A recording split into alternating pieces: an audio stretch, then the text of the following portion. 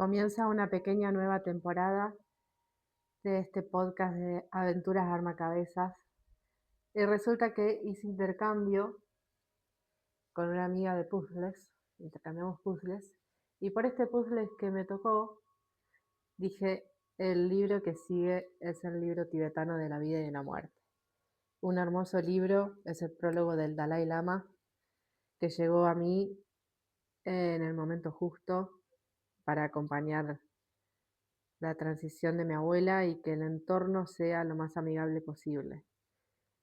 Esta temporada de podcast es para toda aquella persona que tenga miedo a la muerte o que haya acompañado o esté acompañando a otros en diferentes transiciones y que pueda tomar a la vida de la mano más allá de todo. Arrancamos. Vamos con el prólogo. Hice un pequeño resumen, obviamente recomiendo que se compren el libro y que tengan esto porque tiene técnicas hermosas. Y dice, ¿cómo comprender el verdadero sentido de la existencia? ¿Cómo aceptar la muerte y cómo ayudar a los moribundos y a los muertos?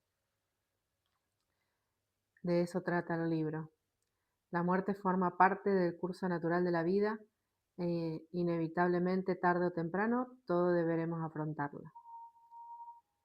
Como budista, contemplo la muerte como un proceso normal, una realidad que acepto que debe ocurrir mientras permanezca en esta existencia terrenal, sabiendo que no puedo escaparme de ella. No tiene sentido alguno que me preocupe. Desde mi punto de vista, la muerte se asemeja más a un cambio de vestimenta cuando está vieja y gastada que a un final definitivo. Sin embargo, la muerte es impredecible. Ignoramos cuándo o cómo ocurrirá. A la mayoría de nosotros nos gustaría tener una muerte apacible. Sin embargo, no podemos esperar morir así si nuestras vidas han estado impregnadas de violencia o si nuestras mentes han estado agitadas predominantemente por emociones como la ira, el apego o el miedo. Si deseamos morir bien, debemos aprender a vivir bien. Para tener la esperanza de una muerte apacible, debemos cultivar la paz, tanto en nuestra mente como en nuestra manera de vivir. Ayudar a los demás a morir bien es tan importante como prepararnos para nuestra propia muerte.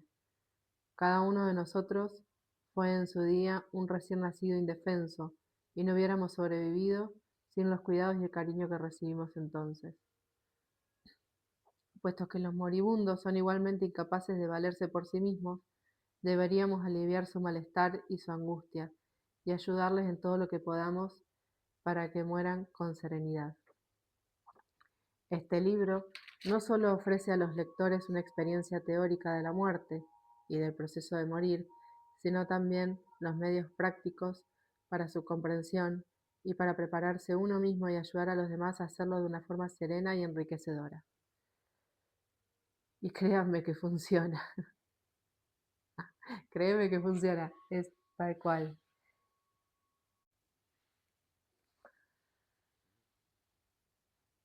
Hay algo que nos aporta este libro y es una visión de un mundo donde las personas pueden liberarse de la ignorancia, la depresión, el cinismo y la codicia, la falta de sentido y autoestima y el miedo a la muerte y a la vida misma. Ofrece un camino real y herramientas para el camino y cómo cambiaría todo si viéramos la vida y la muerte como un todo, si viéramos la muerte como una tragedia, sino como una si no viéramos la muerte como una tragedia, sino como una oportunidad de transformación, y si viéramos la vida infundida de significado inspirada por la compasión y la conciencia de la naturaleza interior de la mente. Eso, definitivamente, se parecería mucho a la revolución invocada por el autor de este libro. Este es un pequeño pedacito que saqué dentro de la introducción a la edición del 30 aniversario. Luego tiene el prefacio, por eso recomiendo leerlo porque es maravilloso. leerlo, practicarlo, estudiarlo, tenerlo en cuenta. Y vamos con la primera parte, que tiene varios capítulos. La primera parte se llama La vida y el primer capítulo, Ante el espejo de la muerte. Cuenta una historia de estos monjes budistas, de dos diferentes pérdidas que ha tenido desde muy pequeño, y después cuenta la muerte en el mundo moderno. Cuando llegué por primera vez a Occidente me sorprendió el contraste entre las actitudes hacia la muerte que formaban parte de mi educación y las que me encontré. A pesar de sus éxitos tecnológicos, la sociedad moderna occidental carece de una verdadera comprensión de lo que es la muerte y de lo que ocurre durante y después de ella. Descubrí que hoy se enseña a la gente a negar la muerte y a creer que no significa otra cosa que aniquilación y pérdida. Eso quiere decir que la mayor parte del mundo vive o bien negando la muerte o bien aterrorizado por ella. El mero hecho de hablar sobre la muerte se considera morboso, y muchas personas creen que el simple hecho de mencionarla extraña el riesgo de atraerla. Otros contemplan la muerte como una jovialidad ingenua y despreocupada, convencidos de que, por una u otra razón, su muerte saldrá bien y que no tiene por qué preocuparse. Cuando pienso en estas personas recuerdo las palabras de un maestro tibetano. La gente suele cometer el error de tomarse la muerte a la ligera y pensar, bueno, al fin y al cabo le sucede a todo el mundo, no es gran cosa, es un hecho natural, todo irá bien. Esa es una teoría muy bonita hasta que llega el momento de la muerte. De estas dos actitudes hacia la muerte, la primera se la considera algo de lo que hay que huir a cualquier precio y la segunda algo de lo que no es necesario preocuparse en absoluto.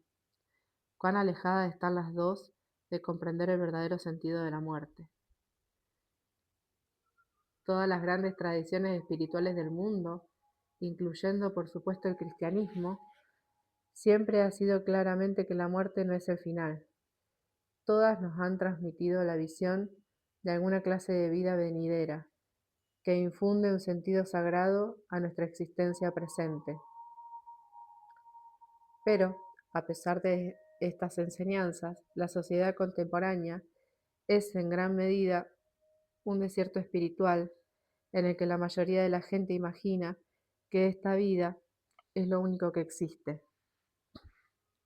Carente de toda fe real y auténtica, en una vida posterior, la mayoría de las personas lleva una vida desprovista de cualquier sentido fundamental. He llegado a comprender que los desastrosos efectos de esta negación de la muerte van mucho más allá del individuo y que afectan a todo el planeta. Debido a su creencia en que no existe más vida que esta, la gente hoy no ha desarrollado una visión a largo plazo y en consecuencia no hay nada que les impida saquear el planeta para sus propios fines inmediatos y vivir una manera egoísta que podría resultar fatal para el futuro. ¿Cuántas advertencias más necesitamos como esta del anterior ministro brasileño del Medio Ambiente, responsable de la selva tropical amazónica? Dice, la moderna sociedad industrial es una religión fanática. Saqueamos, envenenamos, destruimos todos los ecosistemas del planeta, firmamos letras que nuestros hijos jamás podrán pagar, nos comportamos como si fuéramos la última generación sobre la Tierra. De no producirse un cambio radical de perspectiva en nuestros corazones y en nuestras mentes, la Tierra acabará como Venus, calcinada y muerta. Uf, la lala.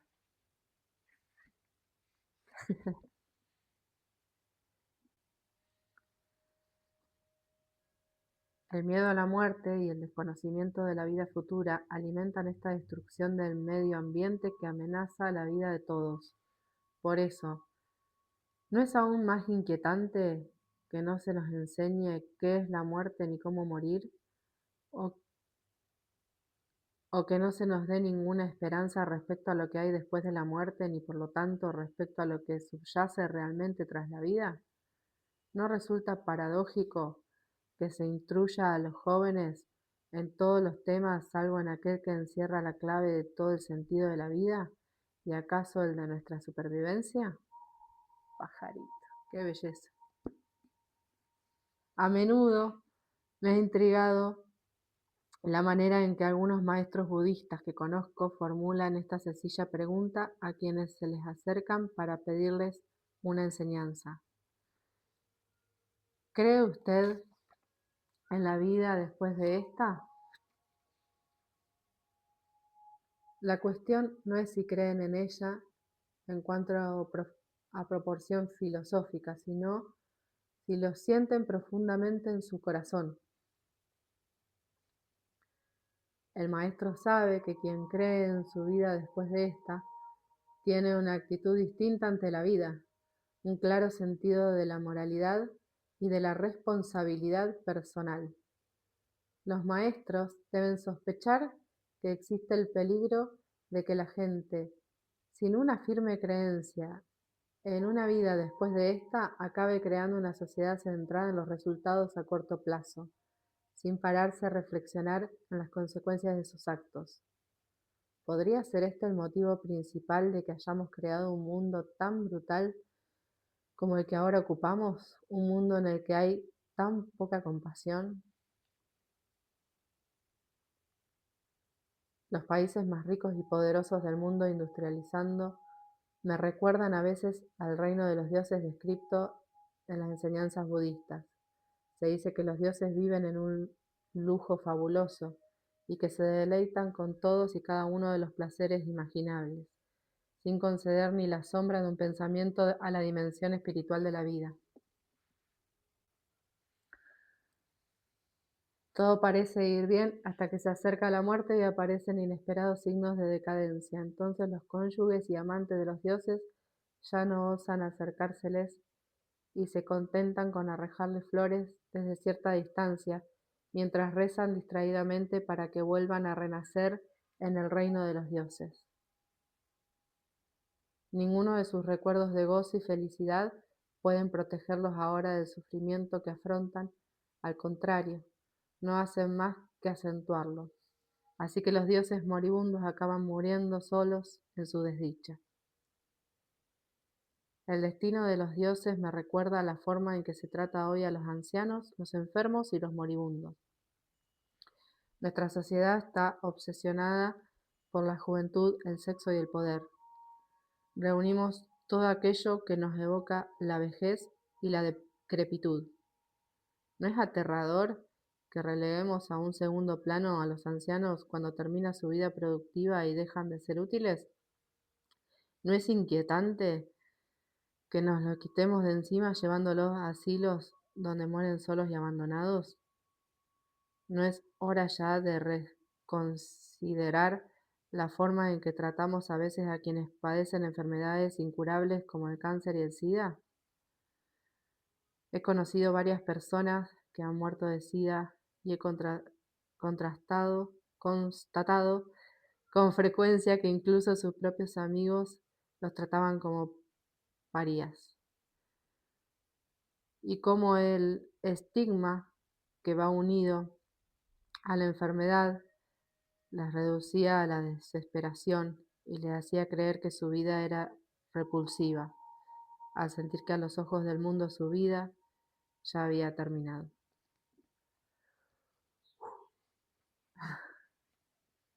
Aunque la persona que muere es alguien a quien conocemos o amamos, muchas veces ignoramos por completo cómo asistirla y tras su muerte no se nos alienta a pensar en un futuro, en la forma en que su vida podría continuar ni en cómo podríamos seguir prestándole nuestra ayuda. De hecho, cualquier reflexión de este tipo corre el riesgo de ser desechada por absurda y ridícula. Lo que todo esto nos muestra, con dolorosa claridad, es que ahora más que nunca necesitamos un cambio fundamental en nuestra actitud hacia la muerte y los moribundos. Afortunadamente, empieza a haber un cambio de actitud. El movimiento de los cuidados paliativos, por ejemplo, está llevando a cabo un trabajo formidable para ofrecer tantos cuidados prácticos como apoyo emocional. Sin embargo, esto no basta. Las personas que se hallan a las puertas de la muerte requieren evidentemente amor y cuidados, pero también necesitan algo todavía más profundo: descubrirle un verdadero sentido a la muerte y a la vida. De lo contrario, ¿cómo podemos ofrecerles un consuelo definitivo? Ayudar a los moribundos es, pues, incorporar la posibilidad de cuidarlos y ofrecerles cuidados espirituales, ya que solo el conocimiento espiritual nos permitirá afrontar verdaderamente la muerte y llegar a comprenderla. ¡Qué belleza!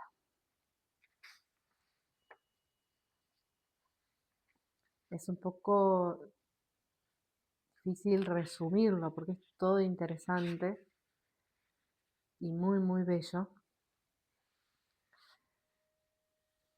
Y tan real que duele, dijo.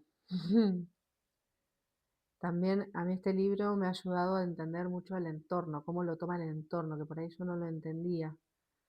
Así que ojalá que te ayude tanto como a mí, aunque sea estos resúmenes. Vamos con la última parte de este capítulo, de este primer capítulo. Dice: el viaje por la vida y la muerte. Según la sabiduría de Buda, realmente podemos utilizar nuestra vida para prepararnos para la muerte. No es necesario que esperemos a que la dolorosa muerte de un allegado o la conmoción por una enfermedad incurable nos obliguen a reconsiderar nuestra vida.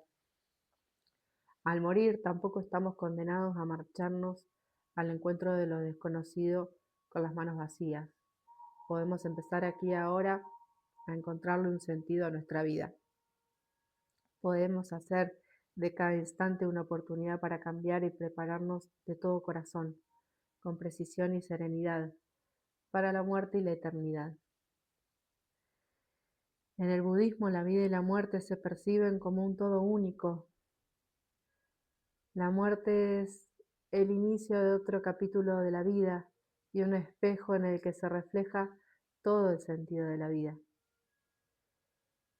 Esta idea está en el corazón mismo de las enseñanzas de las escuelas más antiguas del budismo tibetano. Muchos de vosotros habéis oído hablar del libro tibetano de los muertos. Lo que pretendo hacer en este libro es explicar y desarrollar este texto con el fin de tratar no solo de la muerte, sino también de la vida, y exponer en detalle las enseñanzas completas del libro tibetano de los muertos.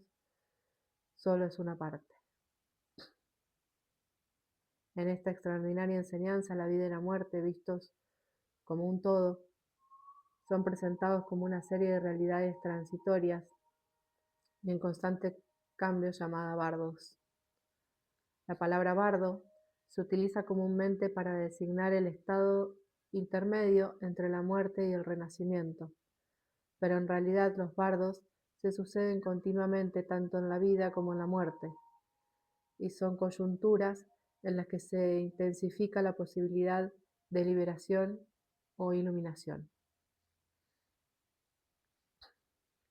Y por tanto tener esta parte en claro, la palabra bardos, porque la cuenta mucho, desarrolla mucho todo el libro.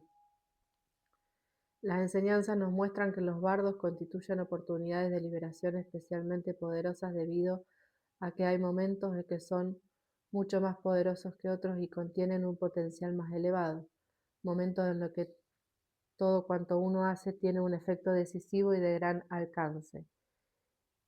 Yo comparo el bardo con el momento en que uno avanza hacia el borde de un precipicio. Un momento así se produce, por ejemplo, cuando un maestro introduce a un discípulo en la naturaleza esencial, original y más profunda de su propia mente.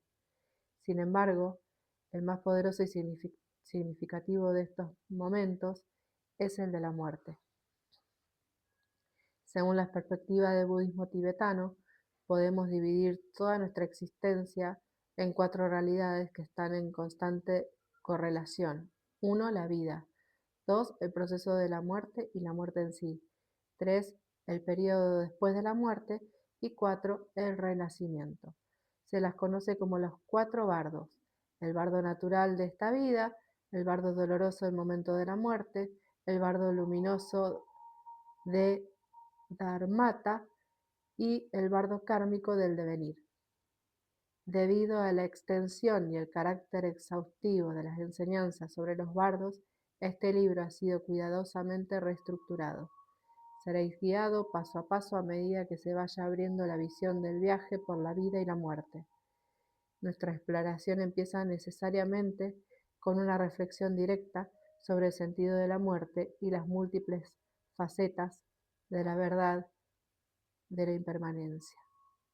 Una reflexión de este tipo puede ayudarnos a hacer un uso fecundo de esta vida, mientras todavía disponemos de tiempo, y a garantizarnos que al morir no tengamos remordimientos ni amargura por haber malgastado nuestra existencia.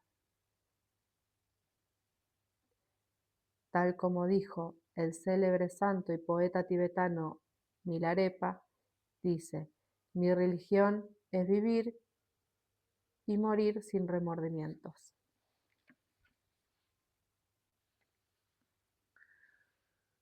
Una contemplación profunda del mensaje secreto revelado por la impermanencia, lo que está más allá de la impermanencia y la muerte, nos lleva directamente al corazón de las antiguas y poderosas enseñanzas de la tradición tibetana, la introducción a la naturaleza esencial de la mente. Comprender la naturaleza de la mente, lo que podríamos llamar nuestra esencia más profunda, esa verdad que todos buscamos, es la llave para comprender la vida y la muerte. En el momento de la muerte, la mente ordinaria y sus engaños mueren, y en esa brecha queda al descubierto la naturaleza de nuestra mente, limitada como el cielo. Esa naturaleza esencial de la mente es el trasfondo de la vida y de la muerte, al igual que el cielo abarca el universo entero en sus brazos. Las enseñanzas muestran claramente que si todo lo que conocemos de la mente es el aspecto de ella que se disuelve al morir, no tendremos idea de lo que se perpetúa, ningún conocimiento de esta nueva dimensión de la realidad más profunda de la naturaleza de la mente. Así pues, es esencial que nos familiaricemos con la naturaleza de la mente cuando aún estamos vivos. Solo así estaremos preparados cuando se revele espontánea y poderosamente el instante de la muerte. Solo así podremos reconocerla tan naturalmente, dicen las enseñanzas, como un niño corriendo al regazo de su madre, y al permanecer en ese estado, ser finalmente liberados. Una descripción de la naturaleza de la mente conduce naturalmente a instrucciones completas sobre la meditación, ya que solo la meditación puede permitirnos revelar repetidamente, comprender gradualmente y estabilizar esa naturaleza de la mente. A continuación se ofrece una explicación de la naturaleza de la evolución humana, del renacer y del karma, con el fin de proporcionar el contexto y el sentido más amplio posible de nuestras andaduras por la vida y la muerte. Llegados a este punto, dispondréis de suficiente conocimiento para introduciros con confianza en el corazón del libro, una exposición completa extraída de fuentes muy diversas, del conjunto de los 4 bardos, así como de las diferentes etapas de la muerte y del proceso de morir. Se presentan instrucciones, consejos prácticos y prácticas espirituales en detalle, tanto para ayudar a vosotros mismos como para ayudar a los demás a atravesar las diferentes etapas de la vida, del proceso de la muerte en sí y del proceso posterior a la muerte. Finalmente, el libro concluye con una visión de cómo las enseñanzas sobre los bardos pueden ayudarnos a comprender la naturaleza más profunda de la mente humana y del universo. El libro tibetano de la vida y de la muerte es el fruto de numerosos años de contemplación, de enseñanza, de práctica y de clarificación de ciertas preguntas con mis maestros. Representa la quinta esencia de los consejos de corazón de todos mis maestros, para que sea un nuevo libro tibetano de los muertos y un libro tibetano de la vida. Deseo que sea un manual, una guía, una obra de referencia y una fuente de inspiración sagrada. Retomad este libro, leedlo una y otra vez. Solamente de esta forma, creo yo, descubriréis los múltiples niveles de significación que contiene. Las enseñanzas sobre los bardos nos muestran con precisión lo que ocurrirá si nos preparamos para la muerte y lo que ocurrirá si no lo hacemos. La elección no podría estar más clara. Si nos negamos a aceptar la realidad de la muerte ahora, cuando aún estamos vivos, lo pagaremos muy caro, no solo a lo largo de toda nuestra existencia, sino también en el momento de la muerte y después de ella. Los efectos de tal negativa repercutirán sobre esta vida y sobre todas las vidas por venir. Seremos incapaces de vivir plenamente nuestra existencia. Permaneceremos prisioneros de ese aspecto de nosotros mismos que, precisamente, debe morir. Esta ignorancia nos privará de la base misma del viaje hacia la iluminación y nos encadenará eternamente al reino del engaño, el ciclo incontrolado del nacimiento y de la muerte, ese océano de sufrimiento al que nosotros los budistas denominamos samsara. Sin embargo, el mensaje fundamental que nos brindan las enseñanzas budistas es el de que existe una enorme esperanza, tanto en la vida como en la muerte, a condición de que estemos preparados para ellas. Estas enseñanzas nos revelan que es posible una libertad prodigiosa y, en última instancia, ilimitada por la que podemos empezar a trabajar ahora mismo en vida. Una libertad que también nos permitirá escoger nuestra muerte y por lo tanto nuestro nacimiento. Para aquel que se ha preparado y ha practicado espiritualmente, la muerte llega no como una derrota, sino como una victoria que corona el momento más glorioso de toda la vida. Presiento que esta es la primera parte, el primer capítulo de la primera parte, que va a ir culminando por ahora. El que sigue se llama La impermanencia, el capítulo 2, que también he hecho un resumen para compartir. Y en esta primera parte espero que llegue a quien tiene que llegar con mucho amor. Espero que de verdad te compres el libro, si lo estás necesitando. Tal vez ya pasaste por eso, tal vez ya acompañaste a otros. A mí me pasó mientras lo leía, que seguramente lo voy a repetir en varios capítulos, que me acordé cuando también acompañé la transición de enfermos terminales en un espacio privado de médicos donde las familias y los médicos nos dejaban hacerles Reiki. Me acuerdo mucho de Gabriel, de Julia. Han tenido ahí un acompañamiento energético espiritual. Han sido grandes maestros en el camino de la vida y de la muerte. He aprendido muchísimo de esa experiencia. También he acompañado familiares, los que me han dejado. Eh, y, y este libro es una joyita maravillosa. No importa si estás en ese momento, si tenés miedo a la muerte o si ya lo has pasado, es bueno tenerlo en cuenta, tenerlo ahí como herramienta para la vida misma. Hasta acá el capítulo de hoy, espero que te haya gustado. Podés darle like, podés compartirlo, podés comentarme, dejar en comentarios eh, cualquier duda o consulta. que tengas por ahí en el próximos videos puedo ir aconsejando. Em, la verdad que estos años he tenido una gran maestría y licenciatura y graduaciones de todos los tamaños, acompañando a otros y debido a mi experiencia se me dio por compartir en historias de Instagram cómo pienso yo en relación a eso y una amiga me recomendó este libro y acá estamos. Ya lo leí, ahora lo estoy resumiendo para el podcast. Volverlo a leer también es como un reafirmarlo y reintegrarlo. Así que espero que te ayude tanto como a mí. Es hermoso confirmar todo esto que existe, que hay, que está en papel, que está hecho por personas tan hermosas y espero que lo disfrutes realmente de corazón. Buena vida. Seguimos con el puzzle que en este videito lo que hice fue separar todos los bordes de el resto. Y también separé por un lado lo que es alfombra, digamos, y por otro lo que es la alfombra de abajo del puzzle y la parte más oscurita que por ahí era lo que más definía. Eso es lo que estuve haciendo en este video.